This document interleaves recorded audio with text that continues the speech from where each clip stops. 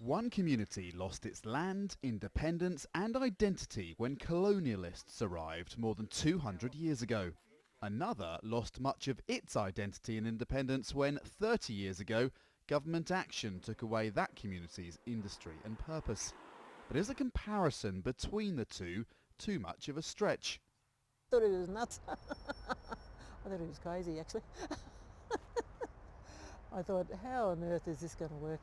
The he is Matthew Johnson, a British academic who's brought a group of people from a former mining town in England to meet Aboriginal people in Australia. How do their experiences compare? If we are to understand Aboriginal experience in Australia, we have to understand the historical context of the UK, which may give Aboriginal Australian people cause for thinking differently about white people in general. Right? They have potential allies in different parts of the world who happen to be white. Some of those in the north of England, says Johnson, have suffered oppression and discrimination on the basis of their identity, just as Aborigines have in Australia.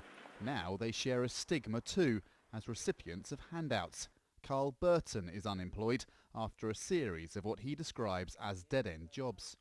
Worst part is not wanting to be unemployed. It's like wanting to earn your income instead of going up and begging for it every fortnight.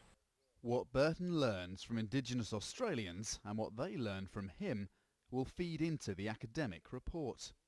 I know it's a completely different situation, but nevertheless there is still impoverishment in the north of England, and how do those people cope with it?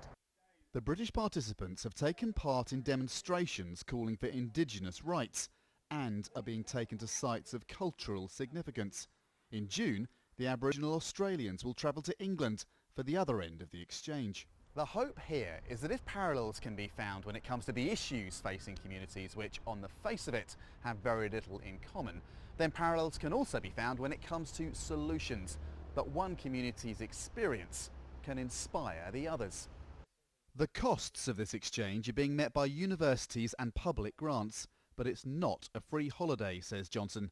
The exchange works out cheaper than most academic conferences, and this is real-life research, exploring cross-cultural parallels with those on the sharp end of change.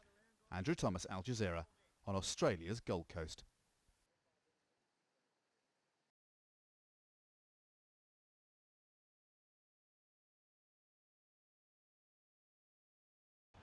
I'm Andrew Thomas on Australia's Gold Coast with a group of people from a rundown mining community in the north of England.